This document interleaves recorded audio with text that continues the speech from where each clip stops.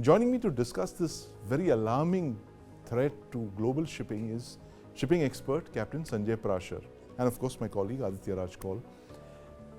Captain Prashar, welcome to the News9 Plus show. Thank you, Rita sir.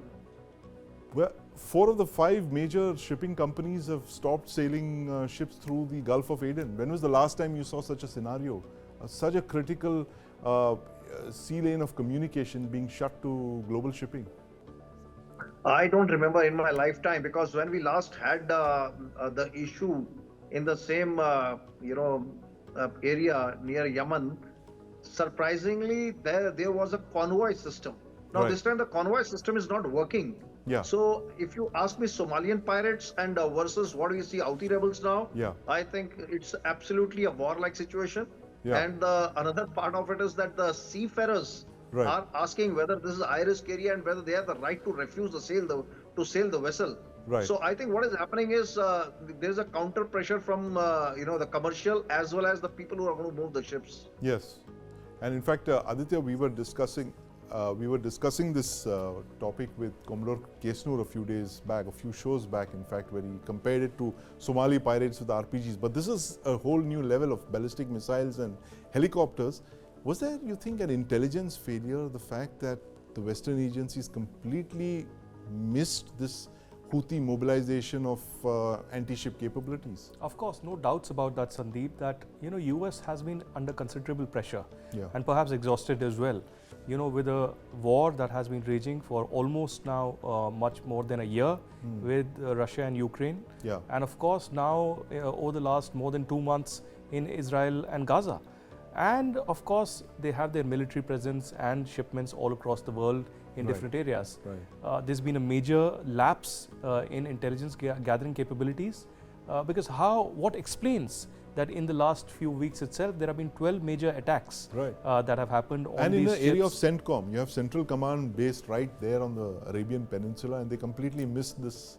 They not only missed it, they reacted late. And now they have started, I think, a protective guardian, an Yeah. operation in that entire area to safeguard the entire navigation capabilities there, to provide an umbrella kind of a protection, Right. not a vessel-to-vessel protection, but an umbrella protection in that field. But India is also impacted. Many Yes. experts say that the oil prices will not rise exponentially, Right. although the Tuesday there was a massive rise that Yeah. was seen. But they say this is temporary in nature because the production in itself Right. has not been impacted.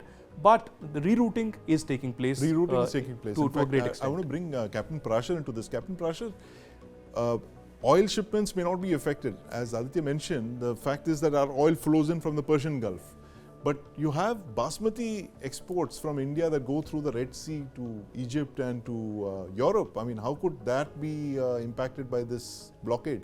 Well, let me tell you that already we are seeing the freight raise from $40,000 to $60,000 per day for the tankers, which is about 2 million barrel, Right. And secondly, in the container trade, we are seeing the freight rise in some particular sectors going up to 44%.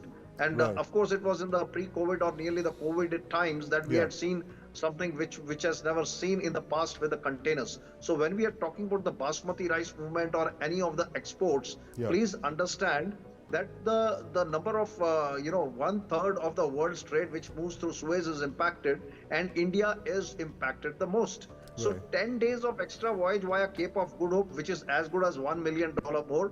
And of course, if you want to do through Suez Canal, and I think the fear psychosis is started working on the commercial sector, and I see no end to this at least for next 2 to 3 months. In my Right. opinion, we should be ready.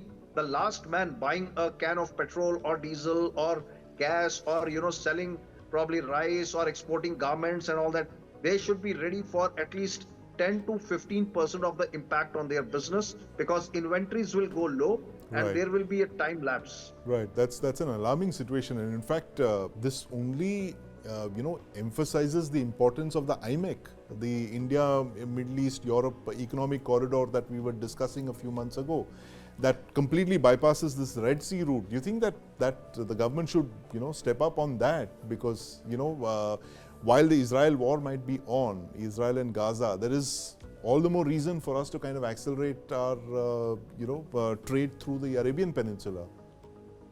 Well, I think somewhere down the line, China and Japan is a bit lucky because what they have done is from the Europe side and Russia side, they have taken the northern route, which has just been opened, for the ice class Yes. vessels, and it's a absolutely new route. But India doesn't get the advantage of that. Right. So India has planned it out well, but I think what they thought is required in 2040, Yeah. probably they require as on date. So I Right. think billions of dollars need to be made. Yeah. Now the bottom line for the India is we need to have billions of dollars ready to start this particular Right. corridor, which we thought we may need in 2040, 2050. But right now the violence index at sea and the geopolitical situations, I Right. think we got to have started it already 10 years back. It's a good idea, and I think it needs to be implemented. That's what probably the governments on the other side also might be thinking, Yeah, it's a good idea, and in fact, Aditya, that IMEC corridor is pretty much going to be our lifeline in the years ahead, because given the ease with which this very important sea lane of communication has been blocked, you think? I think it was quite a setback when the war actually began. Yeah. Because immediately after the G20 summit ended at the Bharat Mandapam in New Delhi, the biggest talking point was Yeah. the IMEC corridor. Of course. Many people all across the globe were talking about how will this be really achievable, Yeah. and what kind of a productivity and the connectivity will this really bring on the stage. Many compared it as opposed to the China-Pakistan economic corridor, the BRI Right. that China has. But strategically, I think this would have been a win-win situation for India, for Middle East, and for Europe, and of course for the United States as well. I really hope that this actually begins again once the war really subsides in the next Yes. few months. But this is, as we have discussed, a long war. Yeah. I actually believe that this could continue till Jan or Feb, because even today, the Prime Minister Modi has spoken to Benjamin Netanyahu about connectivity and about the maritime security in that Yeah. entire region. But at the same time, Prime Minister Benjamin Netanyahu is very much clear that Hamas will have to either surrender or die. Right. And it seems that there are a few thousand supporters and active combats of Hamas which are very much active in Gaza still. Right, and that only adds to our insecurities given what's going on in the Red Sea. Thank you very much, Captain Prashant, for joining us, and Aditya. Thank you very much. News 9 Plus. Download now.